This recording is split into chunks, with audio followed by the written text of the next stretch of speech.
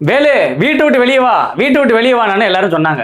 ஆனா வேலு வெளியில வர மாட்டாப்ல. நான் கூட வேலு வீட்டுக்குள்ள கபடி பிராக்டிஸ் பண்றான்னு நினைச்சேன். இப்பதான் தெரியுது வேலு வீட்டுக்குள்ள டிக்கிலோன விளையாண்டுருக்காப்லன்னு. மதுரையில இருந்து தனலட்சுமியை தூக்கிட்டு வந்தது இல்லாம தனலட்சுமி கூடவே குடும்பம் நடத்தி இப்ப முத்துப்பாண்டி வெளியில சுத்தி தேடிட்டு இருக்காப்ல. இத்தனை நாளா நம்ம கூட நினைச்சோம், சரி வேலு நல்லவர் தான் போல் இருக்கு, ஹீரோ தனலட்சுமியை காப்பாத்திட்டு வந்து பத்திரமா வச்சிருக்காருன்னு பார்த்தாரு. ஆனா அவர் வச்சிருக்காரு பத்திரமா. இன்னைக்கு நான் கூட அந்த விஷயத்தை பேச வேணாம்னு நினைச்சேன். எல்லாத்தையும் இன்னைக்கு உண்மையை பூரா இன்னைக்கு சொல்லிடலான்ற முடிவு பண்ணிட்டேன். எல்லா உண்மையும் இப்ப நானும் சொல்றேன். நம்ம இந்த விஷயம் பேச வேண்டாம், இது தனிப்பட்ட விஷயம், இது வேலோட விஷயம், இது வந்து நம்ம அந்தரங்க விஷயம்லாம். அது அவன் விருப்பம், என்ன வேணா என்னத்தையோ பண்ணிட்டு போறான், என்ன யாரை வச்சானே இவனை வச்சானே, இவன் அவனை வச்சிருந்தானே இவனை வச்சிருந்தா நமக்கு என்ன அப்படின்னு நினைச்சான்.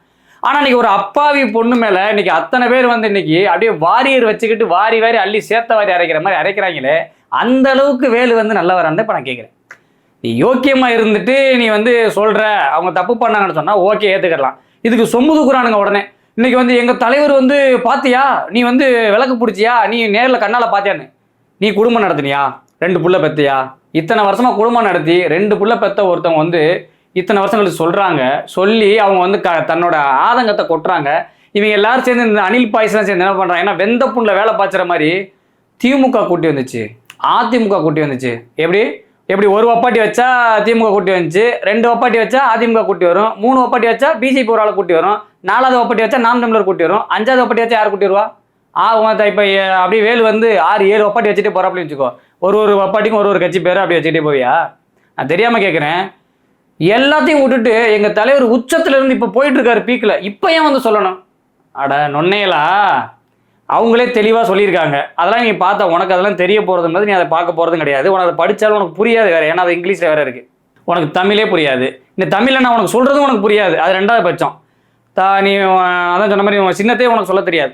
அவங்க தெளிவாக சொல்கிறாங்க, பிள்ளைகளுடைய நலனை கருத்தில் கொண்டு அவங்க படிச்சுக்கிட்டு இருக்காங்க. இப்போதைக்கு நம்ம போனால் நல்லா இருக்காது. இது நிறையா குடும்பத்தில் நடக்குது, சரியா? உன் சொந்தக்காரன் வீட்டில் சுற்றி பக்கத்துலேயே நடக்கும். பிள்ளைகளுக்காக என்ன பண்ணுறதுப்பா, 2 பிள்ளையாகி போச்சு, இந்த பிள்ளைகளோட லைஃபுக்காக பார்க்க வேண்டியிருக்கு. சில வீடுகளில் பிள்ளைகளே சொல்லணும், அம்மா எனக்காக கொஞ்சம் அட்ஜஸ்ட் பண்ணிக்கோங்க, அம்மா எனக்காக கொஞ்சம் பார்த்துக்குங்க, கொஞ்சம் இது பண்ணிக்க, கொஞ்ச நாள் போனால் நாங்கள் கொஞ்சம் நல்லா வந்துடும், அதுக்கப்புறம் நீங்கள் பார்த்துங்க அப்படின்னு சொல்லும், சரியா? இதுவே உன் அக்கா தங்கச்சியாக இருந்தால் நீ கேட்பேடா, நீலே உன் அக்காவோ உன் தங்கச்சி நீ கட்டி கொடுக்குற, ரைட்டு ஓகே, நீ கட்டி கொடுத்து போயிடுது. உங்கள் அக்கா தங்கச்சி வந்து வீட்டை வந்து புலம்பிட்டு உங்கள் மாமா இன்னொருத்தி வச்சிருக்காரா, அதுவும் நான் சொல்கிறேன், சண்டை போடுறேன், சரி விட்டுட்டு வாங்க நம்ம லைஃபுக்கு வாங்க அப்படின்னு சொல்கிறேன். நான் அப்படி தாண்டி செய்வேன், அவளை தாண்டி வச்சிருப்பேன்னு உங்கள் மாமா சொல்கிறாருன்னு சொல்லும்போது நீ என்ன பண்ணுவா? எதுவும் கட்சியில் இருக்கியா, அரசியல் எதுவும் இருக்கியாக்கா? மாமா எதுவும் எதிர்கட்சிக்காரன் எதுவும் பண்ணிட்டான்னு கேட்பியா? எப்படி என்ன கேட்ப? உங்கள் மாமா அப்போ வச்சிருந்தாருன்னா எதிர்கட்சிக்காரன் சூழ்ச்சின்னு சொல்லுவியா? தற்குறித்தனமாக அரசியல் பண்ணுறது சரி, ஆனால் ஒரு வெளிப்படையாக எல்லாருக்கும் தெரிஞ்ச ஒரு விஷயத்தை தற்குறித்தனமாக பேசி முட்டு கொடுத்துக்கிட்டு சப்போர்ட் பண்ணுற வந்து அயோக்கிய பையன். இவன் எவன்லாம் இதுக்கு வந்து சப்போர்ட் பண்ணி இந்த வேலு வப்பாட்டி வச்சிருக்கிறதுக்கு எவன்லாம் சப்போர்ட் பண்ணுறானோ, தனலட்சுமி வேலு வச்சிருக்காப்ல இல்லை, இதுக்கு எவன்லாம் சப்போர்ட் பண்ணுறானோ அவன் ஒரு செட்டப் வச்சிருக்கான்னு அர்த்தம். அப்படி தான் நம்ம எடுத்துக்க வேண்டியிருக்கு. நீ திருடனுக்கு திருடன் தானே சப்போர்ட் பண்ணுவேன். இப்போ திருடன் ஒத்துக்கணும்ல, ஒத்துக்கிறவும் மாட்டுற. சரி நீ ஒத்துக்கிறவே வேணாம், அது ஏன் இஷ்டம், ஏன் இஷ்டங்க. இந்த 3வது இருக்கிற முனிசாமி 3 பொண்டாட்டி வச்சிருக்கான், இவன் 4 பொண்டாட்டி வச்சிருக்கான், சரி வச்சுக்க, 7 வப்பாட்டி வச்சுக்க. தனலட்சுமி மாதிரி வேலுக்கு இன்னொரு 10 வப்பாட்டி. அதுவும் இந்த அனில் பாய்ஸில் ஒன்று சொல்லுது, பேட்டி பார்த்தேன். அவங்க போனா என்ன, நான் பொண்டாட்டியா இருந்துக்கிறேன், பொண்டாட்டியா இருக்கான். வீட்டில் உள்ளவங்க எவனும் செருப்பு அடிக்க மாட்டாங்களா? நான் தெரியாம கேட்குறேன். வீட்டில் ஆம்பளையால் இருக்காங்களா இல்லையா அந்த வீட்ல எல்லாம்? 1000 தங்கச்சி இருக்கிறோம், 1000 அக்கா இருக்கிறோம், பொண்டாட்டியா கூட இருந்துட்டு போறோமே, எங்க தளபதிக்கு நாங்க நிப்போம், யாரு வேணா போட்டுட்டு போட்டு. இன்னொருத்தன் சொல்றான், அவர் ஆம்பளை சொல்றான், அவன் ஒரு மாதிரி டைப்பா இருப்பான் போல, நான் பொண்டாட்டியா இருக்கேன்றான். பாத்தீங்களா இல்லை எப்படி இருக்குன்னு? நீ ஒன்றும் வேலு ஒரு மாதிரி இலக்காரமா நினைக்கிறியா, இல்லை நீ அப்படியா இல்லை அவர் அப்படியா, உனக்கு ஒன்றும் புரியலையா? இப்போ நீங்க ஒரு வாரியர் வச்சுக்கிட்டு சோசியல் மீடியா வச்சுக்கிட்டு ஒரு ஆடியோ ஒன்று இருக்கு, அந்த ஆடியோ நீங்க எல்லாரும் கேட்டிருப்பீங்க. ப்ரோ இது அண்ணாவுக்கு இந்த டிவோர்ஸ் மேட்டர் தானே, அது கொஞ்சம் வந்து நம்மளுக்கு வந்து நம்ம கையை மீறி போற மாதிரி இருக்கு. டிஎம்கேக்கு எகெயின்ஸ்டா ஒரு ஹேஷ்டாக் ட்ரெண்ட் பண்ண போறோம், வி சப்போர்ட் விஜய் அண்ணான்னு. ஸோ நம்ம என்னன்னா லைக் கரூர் ஷோ அப்போ என்ன விஆ ஓகான் என்ன எஸ்ஓஎஸ்ல ஒர்க் பண்ணமோ அதே ப்ரொசீஜர் தான். லுக் ஃபர்ஸ்ட் வந்து போஸ்ட் போடுங்க, தென் வீடியோ கிரியேஷன் பண்ணி போடுங்க. இந்த ஆடியோல அது ஒரு பிஆர் நிறுவனம் வந்து பேசுது, இந்த நரேட்டிவ் வந்து இப்படி செட் பண்ணுங்க, இந்த மாதிரி நம்ம கொண்டு போயிடணும், நம்ம கரூர் ஷோவில் எப்படி கொண்டு போனோமோ அதே மாதிரி கொண்டு போகணும். இது வந்து சாருக்கு நம்ம பாஸுக்கு வந்து ஆபத்து வரக்கூடாது, நம்ம பாஸுக்கு கெட்ட பேர் வரக்கூடாது, அது வராமல் கொண்டு போகணும். எப்படி பாஸ் வப்பாட்டி வைக்க வேண்டியெல்லாம் வச்சுருவாரு, எல்லா வேலையும் பண்ணி விட்ருவாரு. அதை பாஸை யோக்கியன்னு காட்டுறதுக்காண்டி இவங்களுக்கு அயோக்கியப்பட்டு கட்டுவாங்களாம், இவங்களுக்கு வந்து கட்சி பட்டம் கட்டுவாங்களாம். என்ன டேய், சோத்தத்தை நீங்கிறியா இல்லை வேற என்னத்தை நீங்கிறியா? இது குடும்ப பிரச்சனைன்னு சொல்லிட்டேல, வெளியால் யாரும் தலையிடக்கூடாதுன்னு சொல்லிட்டேல, இது பர்சனல் விஷயம் சொல்லிட்டேல, அப்புறம் அவங்க பாஸ் மட்டும் என்னத்துக்கு அவங்கள வந்து இன்னைக்கு அசிங்கப்படுத்துறாரு? அவங்க ஒரு பொண்ணு தானே, அவங்க சொல்றது என்னமோ முழுக்க முழுக்க பொய் மாதிரியும், இத்தனை நாள் அவங்க வந்து அப்போ அவங்க அனுபவிச்ச அந்த ரண வேதனைக்கும் அந்த கொடுமைக்கும் அந்த பிள்ளையை அனுபவிச்ச கஷ்டத்துக்கும் நீ பொறுப்பேற்பியா? நீ அது மாதிரி இருப்பியா சொல்லு? இன்னைக்கு நீ அத்தனை பேர் வந்து சொம்புதிக்கிட்டு வர எல்லா சோசியல் மீடியாவில், எப்போ அவர் தலைவர் தான், உங்கள் தலைவர் தான், அந்த எந்த மாற்று கருத்துக்கும் இல்லை, நீ அணில் தான், அதில் எந்த மாற்று கருத்துக்கும் இல்லை, நீ என்ன வேணா பண்ணு, நீ நாசமாக போ, அரசியல் பண்ணி என்ன வேணா பண்ணு. ஆனால் நம்மளும் பேசக்கூடாதுன்னு பார்த்தா அத்தனை பேர் இன்னைக்கு அவங்களுக்கு எதிராக வந்து ஒரு அப்படியே நரேட்டிவ் செட் பண்ணி அவங்களுக்கு எதிராக ஃபோக்கஸ் பண்ணி, உன்ட காசு இருக்குது, படைபலம் இருக்குது, ரசிகர் பலம் இருக்குது, 4 அணில் கூட்டம் இருக்குன்னா நீ என்ன வேணா பண்ணுவியா? என்ன வேணா செய்யலாமா? ஒரு பொண்ணு மேலே வந்து அவதூறு பரப்பலாமா? அப்போ உனக்கு என்ன இருக்குது? நீ இத்தனை வருஷமா நீ என்ன வாழ்ந்த? இப்போ ஒரு கட்டின பொண்டாட்டிக்கே வந்து உன்னால் உண்மையாக இருக்க முடியல. இத்தனை லட்சம் மக்கள் என் ரசிகர்கள் இருக்காங்க, ரசிகர்களை பூரா ரசிகர்களும் ரோட்டில் விட்டு போக வேண்டியதான், பூரா ரசிகரையும் ரோட்டில் விட்டு போக வேண்டியதான். இதான் நடக்கும். இப்போ நீ இந்த தற்கொலை கூட்டத்தில் இந்த கத்துதுகள்ல, எங்கள் தலைவர் எனக்கு புருஷனை விட எனக்கு தலைவிதி தான் முக்கியம் அப்படின்னு, அதெல்லாம் தலைவிதியேன்னு வீட்டில் வச்சிருப்பான்னு நினைக்கிறேன். எனக்கு தெரிஞ்சு பாவம், எல்லாம் ரொம்ப ரொம்ப பாவம். இன்னொரு விஷயம் என்னன்னா, சோசியல் மீடியாவில் கலைஞர் எத்தனை பொண்டாட்டி கட்டியிருந்தாரு, எம்ஜிஆர் அவர்கள் வந்து என்ன பண்ணாரு, அப்படி ஒவ்வொரு தலைவர்களும் அப்படி ரோல் மாடலை எடுத்து இந்த எங்கள் தலைவர் பாரு, அவங்க கல்யாணம் பண்ணாங்க, ஊர் உலகத்துக்கு புருஷன் பொண்டாட்டியாக வாழ்ந்தாங்க, எனக்கு இத்தனை மனைவின்னு சொன்னாங்க. உங்க ஆளு என்ன பண்ணியிருக்காரு இப்போ வரைக்கும்? வாயத்தம் சொல்லியிருக்கேன், ஆமாம் நான் 2வது கட்டியிருக்கேன், என் பொண்டாட்டி தான் சொல்லு. ஒருத்தர் நாளிலேருந்து எவனா சோசியல் மீடியாவில் பேசினானா செருப்புகள் தேடி. உங்கள் தலைவரை வந்து என்னுடைய முதல் மனைவி இவங்க, 2வது மனைவி இவங்க, நான் கட்டிக்கிட்டேன் அப்படின்னு சொல்லிட்டாருன்னா சோசியல் மீடியாவில் பேச போகிறது இல்லைல்ல. ஏன் பேச போகிறாங்க? அதை சொல்கிறதுக்கு வக்கு இல்லை, திராணி இல்லை, எந்த ஒரு எதுவுமே இல்லை. இத்தனை நாள் அவங்க தலைவர் வீடியோ போட்டார்ல, வீடியோ போட்டு நான் ஒன்று ஆஃபீஸில் இருப்பேன் இல்லைன்னா வீட்டில் இருப்பேன்னு, ஏன் வீடியோ போட சொல்லி பார்ப்போம். என் மனைவி வந்து ஒரு கேஸ் ஒன்று போட்டிருக்காங்க, இந்த கேஸுக்கு எனக்கும் சம்மந்தம் இருக்குது, இல்லை நான் வச்சிருக்கேன் வைக்கல, இல்லை அந்த இன்னாரத்தான் வச்சிருக்கேன், நான் இன்னாரத்தான் கல்யாணம் பண்ணிக்க போகிறேன், இதனால நான் வச்சிருக்கேன், எனக்கு அதனால வேணாம் அப்படின்னு சொல்லு. அப்படி சொல்லிட்டா வீடியோ போடுற எல்லாருக்கும், இப்போ நான் வீடியோ போடுறேன் அணில் கூட்டத்தோட சேர்ந்து, இது தனிப்பட்ட வாழ்க்கைப்பா, அவர் எத்தனை பொண்டாட்டி வேணும் கட்டுவார், அவர் கரியரோட உச்சத்தில் இருக்கிறவர், 300 ரூபாய்க்கு சம்பளம் வாங்குற முனிசாமியை 3 பொண்டாட்டி வச்சிருக்கேன், கரியர் உச்சத்தில் இருக்காப்புல, அவர் 15 பொண்டாட்டி, ஒரு 15,000 பொண்டாட்டி வச்சுப்பாப்புல, அது அவர் இஷ்டம், அதை பற்றி இனிமேல் பேசாதீங்க அப்படின்னு நான் சொல்கிறேன். ஆனால் எந்த தகுதியுமே இல்லாமல் நீ வீணா ஒரு பெண் மீது வந்து நீ செஞ்ச தப்பெல்லாம் நீ செஞ்சுட்டு ஒரு பெண் மீது வந்து குற்றம் சுமத்தி அவங்களுக்கு வெந்த புண்ணில் வேலை பார்க்குற மாதிரி அவங்க பட்ட கஷ்டத்துக்குலாம் வந்து நீ என்ன ஈடுமே கொடுக்க முடியாது. என்ன நஷ்டஈடு கொடுத்தாலும் சரி, அவங்க அனுபவிச்ச அந்த மன உளைச்சலுக்கு. 2வது, இவர் என்னமோ உச்சபட்ச கரியர், இன்னைக்கு தான் உச்சபட்சம் சரியா.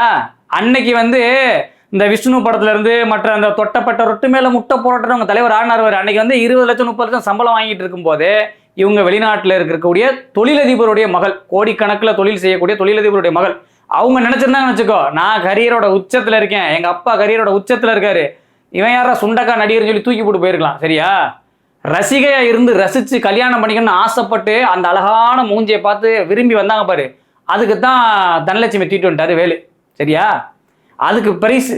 இப்ப நீ இவரை நம்பி நீ ரசிகன்னு ஒருத்த போனேன்னு வச்சுக்கவேன், வெளிவந்தது இது மட்டும்தான். இன்னும் மேற்கொண்டு ஏதாவது என்னையோ என் பசங்களையோ நீங்க அசிங்கப்படுத்துற மாதிரி ஏதாவது பண்ணுனா அந்த நடிகையோட பேரையும் சொல்லுவேன், இன்னும் அடுத்த வருஷ பேரையும் சொல்லுவேன். அவங்க சொல்லியிருக்காங்க. நீ எல்லாரும் நினைச்சிட்டு இருக்க ஒரே ஒரு நடிகை தான் அப்படின்னு நினைச்சுக்கிட்டு, ஆனா நீ மேற்கொண்டு இந்த மாதிரி நீ பிஆர் கம்பெனி வச்சுக்கிட்டு சோசியல் மீடியா வச்சுக்கிட்டு நீ அவங்க மேல ஏதாவது ஒரு விஷயத்த நீ பேச பல பேர் வெளியே வரும். நீ சொன்ன மாதிரி பல பொண்டாட்டி கட்டி வைக்க வேண்டியிருக்கும் உங்க தலைவருக்கு. தனலட்சுமி மட்டும் வேலு கிடையாது, வேலுக்கு வந்து இன்னும் தனலட்சுமி மாதிரி நிறைய பேர் இருக்கின்ற செய்திலாம் இப்போ வந்துகிட்டு இருக்கு சோசியல் மீடியாக்கள்ல. இந்த விஷயம் வந்து உண்மையாகாம வெளிவராம பார்க்க வேண்டியது அணில் கொடுத்த கையில தான் இருக்கு. நான் சொல்லிட்டேன், நீனே மண்ணள்ளி கண்ணில் போட்டுக்காத, மிளகாப்பொடி அள்ளி தூவிக்காத, வாயை பொத்திக்கிட்டு கம்முன்னு இருந்தேன்னு வச்சுக்குவேன், உனக்கும் நல்லது வேலுக்கும் நல்லது. இல்லைன்னு வச்சுக்குவேன், வேலு மன உளைச்சல் வீட்டை விட்டு வெளியே வரல, முத்துப்பாண்டி ஒரு பக்கம் சுத்திட்டு இருக்காப்புல தனலட்சுமி தேடி சரியா. ஒரு பக்கம் சோசியல் மீடியா தேடிட்டு இருக்கு, இன்னொரு பக்கம் மீடியாவில் தேடிட்டு இருக்கு, ஒரு பக்கம் தொண்டர்கள் தேடிட்டு இருக்காங்க, ஒரு பக்கம் தலைவரே தேடிட்டு இருக்காப்புல, எல்லாருமே தேடிட்டு இருக்காங்க. இந்த பிரச்சனையை எப்படி ஆஃப் பண்ணுறது, யார்கிட்ட சொல்லி ஆஃப் பண்ணுறதுன்னு தெரியாமல் உங்கள் தலைவர் மன உளைச்சல் இருக்காரு. நீ மேற்கொண்டு சோசியல் மீடியாவில் பண்ணி நீ உங்கள் தலைவருக்கு நல்லது செய்கிற நினச்சி உங்கள் தலைவர் முகத்தில் கரியை பூசி சாணியை கரைச்சி ஊற்ற வச்சிடாதப்பா. இங்கே இருக்கிற தமிழ்நாட்டில் இருக்கிற பெண்கள்லாம் வந்து நான் ஒரு விஷயம் நல்லா சொல்லுங்க கேட்டுக்கிறேன், நீங்கள் வந்து உங்கள் தளபதியோட ரசியாவே இருந்துக்கங்க, எனக்கு அதை பற்றி கவலை இல்லை. உங்கள் வீட்டில் உங்கள் கணவர் இந்த மாதிரி உங்கள் தளபதி மாதிரி இருக்கேன், நானும் தளபதி ரசிகன் தான், நான் தளபதி மாதிரி ஹேர் ஸ்டைல் பண்ணுவேன், தளபதி மாதிரி சட்டை போடுவேன், தளபதி மாதிரியே நான் வந்துட்டு டைலாக் பேசுவேன், தளபதி மாதிரி நடிப்பேன், தளபதி மாதிரி நான் ஒரு வப்பாட்டி வச்சுக்கிடுவேன் அப்படின்னு உங்ககிட்ட வந்து சொன்னால் நீங்க எனக்கும் தளபதி பிடிக்கும், நீங்க வேணா ஒப்பாட்டி வச்சுக்கோங்க, நான் அவங்கள மாதிரிலாம் இருக்க மாட்டேன், நான் ரொம்ப ஸ்போர்ட்டிவா எடுத்துக்கிறேன் அப்படின்னு சொல்லுவீங்களா இந்த அணில்? சரி, இந்த அணில் கூட்டத்தில் இந்த பேசுறதுல இந்த பெண்கள்லாம் எங்க தளபதி கடைசி ஆயுதத்தை எழுதி விட்டார்கள், அப்படியே அந்த அம்பு எடுத்து கொடுத்து இவங்க எய்கிறாங்களா, ஒரு நெஞ்சில் வாங்குறாராம், இப்படி தாங்குறாராம். நெஞ்சிலையும் வாங்கல, ஒன்லையும் வாங்கல, சரியா? இவர் ஃப்ளைட்டில் கூட்டிகிட்டு போவாராம், அந்த ஃபோட்டோவை அப்பாட்டியை வச்சு லீக் பண்ண விடுவாராம், சோசியல் மீடியாப்பெல்லாம் வைரல் ஆகுமா? கோவத்தில் இருக்கிற கட்டின பொண்டாடி எப்படா இருக்கும்? ஏண்டா நீ பண்ணுறதெல்லாம் பண்ணிட்டு குடும்பத்தில் கொடுக்க வேண்டிய மன உளைச்சலாம் கொடுத்துட்டு ஒருத்தன் தான் கண்ணு முன்னாடியே அப்பாட்டியை கூட்டிகிட்டு அதுவும் சோசியல் மீடியாவில் ஃபோட்டோ போட்டு போனால் எந்த பொண்ணு தான் பார்த்துக்கிட்டு இருப்பாங்க சொல்லு? உன் வீட்டில் உன் அக்கா தங்கச்சி பார்த்துக்கிட்டு இருக்குமா, இல்லை நீ பார்த்துக்கிட்டு இருப்பியா? இந்த அணில் கொடுத்துக்கு ஒன்று சொல்கிறேன், இந்த ரசிகையெல்லாம் வந்துட்டு நீ சொன்ன மாதிரி அவங்க எங்கள் தளபதியை வச்சிருக்காரு, அதனால் நீன்னு வச்சுக்கோ. அது மாதிரி இந்த பெண்கள் இருக்கு பாரு, இதெல்லாம் ஆம்பளை வீட்டில் கொஞ்சம் கவனமாக இருந்துக்குங்க. ஏன்னா என் தளபதி ரசிகை அப்படின்னு சொல்லும்போது தளபதி மாதிரி தான் இருக்கிறதுக்கு வாய்ப்பு இருக்குது ரொம்ப நாள். அதனால் அந்த பார்த்து பக்குவமாக இருந்துக்குங்க. அந்த தளபதி ரசிகை கிட்ட கொஞ்சம் கோக்கமாக்காக தான் இருக்கும். எங்கள் தளபதி நல்லவருங்க. எங்கள் தளபதி வந்து எல்லாரும் வேணும்னே அரசியல் காழ்ப்புணர்ச்சியில் பேசுகிறாங்க. தளபதி அரசியலுக்கு வந்ததுனால தாங்க பேசுகிறாங்க. எங்கள் தளபதி நல்லவருங்க. ரைட், ஓகே, நீ தளபதி ரசிகை, நான் ஒத்துக்கிறேன். உன்னோட கணவரை அவங்களோட பெண் தோழியோட ட்ரிப் அனுப்பிச்சு விட்டு சோசியல் மீடியாவில் ஃபோட்டோ எடுத்து இப்படி செல்ஃபி எடுத்து அப்படி போட்டு அப்படி நாய்க்குட்டியை தூக்குற மாதிரி, இங்கிட்டு இதை தூக்குற மாதிரி, இங்கிட்டு இந்த ஃப்ளைட்டில் போகிற மாதிரி ஃபோட்டோ எடுத்து போடட்டும். உனக்கு எப்படி இருக்கும்? அப்படியே ரசிப்பியோ? அப்படியே லைக், இன்னைக்கு எங்கே போயிருக்கீங்க அப்படின்னு லைக், அப்படியே கமெண்ட் அப்படி பண்ணிட்டு இருப்பேன்னா வாய் பேசலாம், மீடியாவிலேருந்து தளபதி பேசலாம், எல்லாம் பேசலாம், எல்லாரும் பிடிக்கும், எல்லாருக்கும் எனக்கும் ஒரு ஹீரோ பிடிக்கும், அவருக்கு ஒரு ஹீரோ பிடிக்கும், எல்லாரும் பிடிக்கும்.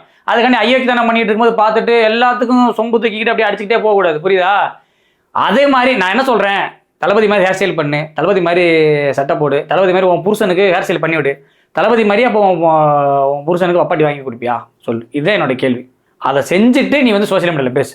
இங்கே பாருங்கள் ஃப்ரெண்ட்ஸ், தளபதி தப்பு பண்ணல, அல்லது தளபதி பண்ணுறது தப்பே இல்லை. என் கணவர் பார்த்தீங்களா அவரோட கேர்ள் ஃப்ரெண்டோட சுற்றிட்டு இருக்காரு, நான் அக்செப்ட் பண்ணிட்டேன், இதுதான் என்னுடைய கணவர், இவதான் என் கணவரோட கேர்ள் ஃப்ரெண்ட் சொல்லி போட்டுட்டு அப்புறமா நீ உன் வீடியோ போடு, நாங்கள் பொறுமையாக பார்த்துட்டு ஓகே இது மனிதகுல மாணிக்கம், குத்து விளக்கு குலப்பெண் அப்படின்னு ஒரு லைக்கை போட்டு உனக்கு ஒரு கமெண்டை போட்டு உனக்கு ஃபயர் விடுறோம், ஓகேவா? இந்த அணில் கூட்டத்துக்கு லாஸ்ட் வாங்கிடா. இன்னொரு தடவை அந்த ஈழப்பெண்மணியை நீ ஏதாவது தவறாக பேசுன, அவங்க மீது அவதூறு பரப்புன, ஏதாவது இந்த NRPR கம்பெனி லொட்டோஸுன்னு வச்சு நீ ஏதாவது பேசுன, சோசியல் மீடியாவில் ஏதாவது ஒரு ஆதாரத்தை போட்டு அவங்க மீது ஏதாவது ஒரு குற்றச்சாட்டை நீ சொம்மத்தினே வைவேன். வரிசையாக ஆதாரம் இருக்கு. சும்மா மசாலா பொடி தடவை இடி அணில் ரோஸ்ட் போடுறதுக்கு ரெடியாக எடுத்து வச்சிருக்கேன். அப்படி இந்த பக்கம் ஒரு தடவை, அந்த பக்கம் ஒரு தடவி அப்படியே முட்டு பூச்சா அப்படியே எண்ணெயில் போட்டு பொறிச்சு வச்சிருக்கேன் அப்படியே அணில ஃபுல்லாக அப்படியே, சரியா? அந்த அளவுக்கு நம்மகிட்ட கண்டென்ட் இருக்கு. நீ நடந்துக்கிற பொறுத்து தான் உன்னை சிக்கன் 65 போடுறதா இல்லை அணில் ரோஸ்ட் போடுறதான்றது அடுத்து நான் முடிவு பண்ணணும். ஏன்னா அடுத்த கட்ட ஆதாரம் இருக்கு, இன்னும் ஒன்று வெளியில் வரும். இன்னொரு தடவை அந்த ஈழப்பெண்மணி எவனாவது பேசினேன் அப்படின்னா, அவதூறு பரப்பினேன் அப்படின்னா அணில் ரோஸ்ட் கன்ஃபார்ம்.